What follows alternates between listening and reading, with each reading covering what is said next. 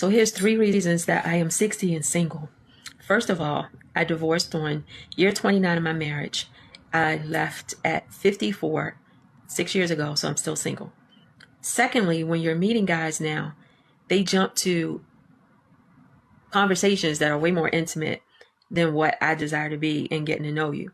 So that's out. Explicit with things that, no, I'm just meeting you. Absolutely not.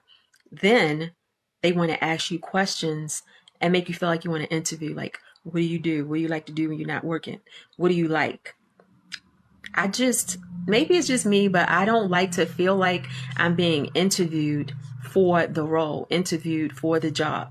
Like, can we just talk and talk about things, talk about the world, talk about what's going on, and then let things just flow organically.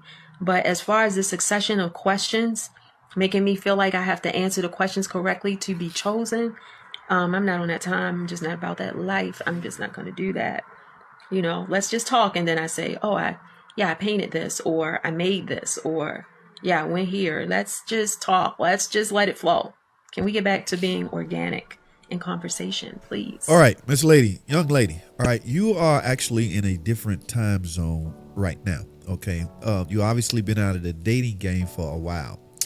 Guess what? Things have changed. Now I'm out too, so I don't know what's going on out there in the dating world. All right, but things have changed. Okay, you no longer going to get what you asking for here on the internet. All right, no guy wants to sit up and talk about what you built or what you made. All right, things, motives have changed. Everybody is in selfish mode right now. Everybody want to know what you can do for them. All right, so you got to adjust, adapt. All right, number one, I question, why would you go 29 years in a marriage just to okay, I get it. If it was abuse or something like that, okay, that makes sense.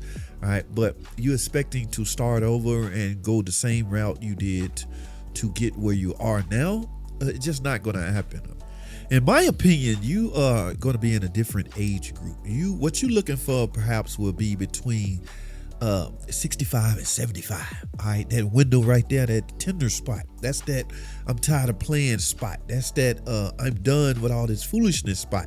All right, that is the time zone you in. Okay, right now you might have been in a different time slot. All right, 35 45 55. Yeah, those guys are not wrapped too tight. You might not want to deal with those kinds because they're gonna run you all raggedy and run you all over the place. So but first thing you should ask, or the first thing that should come out of your mouth during a date is first question rather is, how old are you? Yeah, that window I just mentioned, make sure they're in that window and you should be fine. You should get all your wishes that you just mentioned and start all over again. Okay, there's nothing wrong with starting all over again. From my understanding, it's not the end of the road after a divorce.